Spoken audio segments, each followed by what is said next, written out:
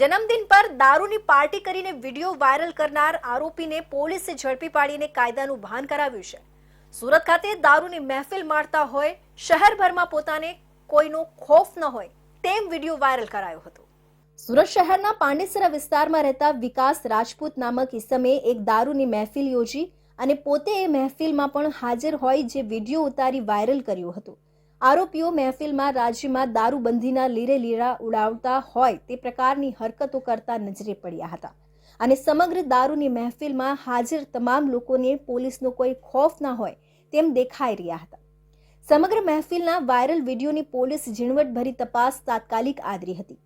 શહેરભરમાં અને સોશિયલ મીડિયામાં આ વિડીયો ખૂબ વાયરલ થતા સાયબર સેલ પોલીસ પણ હરકતમાં આવી હતી।